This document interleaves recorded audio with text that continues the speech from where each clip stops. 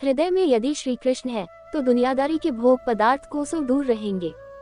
भगवान श्री कृष्ण श्रीमद्भगवद गीता में कहते हैं कि वह हर युग में जब भी आवश्यकता पड़ती है साधुजनों का उद्धार करने के लिए, पापियों का विनाश करने के लिए और साथ ही धर्म संस्थापना के लिए अवतरित होते हैं।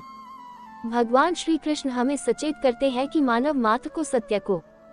भगवान श्री कृष्ण श्रीमद्भगवद गीता में कहते हैं कि वह हर युग में जब भी आवश्यकता पड़ती है साधुजनों का उद्धार करने के लिए, पापियों का विनाश करने के लिए और साथ ही धर्म संस्थापना के लिए अवतरित होते हैं।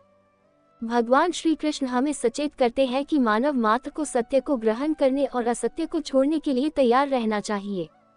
मनुष्य के सारे कार्य धर्म में होने चाहिए, जनहित में होने चाहिए, तभी जीवन की सच्ची सार्थकता है। शायद यही कारण है कि आज के संदर्भ में श्री कृष्ण की प्रासंगिकता और बढ़ चुकी है। उन्होंने मानव समाज को वीरता का संदेश दिया। उन्हें सत्य के साथ साथ सद्पुरुषों का पालक भी कहा गया है। वह सर्वज्ञ तो है ही, साथ ही उन्हें अनंतविद कर्मों का कर्ता कहा गया है।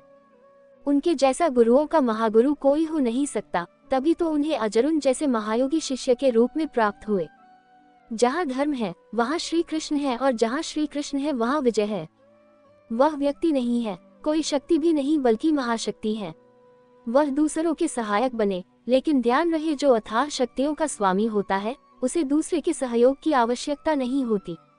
फिर भी उन्होंने गोवर्धन पर्वत को उठाते समय सबका हाथ लगवाया। वह चाहते तो अपनी उंगली पर गोवर्धन पर्वत उठा सकते थे, लेकिन सबका मान रखा।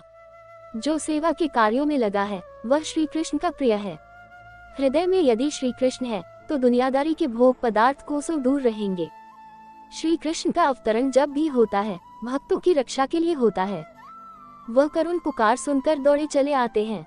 मध्य रात्रि के अंधकार में जन्म लेकर उन्होंने ये संदेश दिया कि अंधकार चाहे कितना ही पुराना क्यों न हो, उसे उजाले में परिवर्तित करने के लिए दीपक की एक लौ ही काफी है। कृष्ण का व्यक्तित्व अत्यंत ही विराट है। उनकी सोच दूरदर्शिता का प्रमाण है। श्री कृष्ण हमारे मन मंदिर में तभी पधारे हैं जब हमारा मन रूपी आंगन स्वच्छ और निर्मल हो। जब हम स्वयं को उनके प्रति समर्पित करते हैं, हमारे सारे योगक्षेम को वे वहन करते हैं। अगर आपको मेरी ये कहानी अच्छी लगी हो तो प्लीज मेरे चैनल को सब्सक्राइब कर देना, लाइक कर देना, शेयर कर देना और बेल आइकन को प्रेस कर देना। धन्यवाद।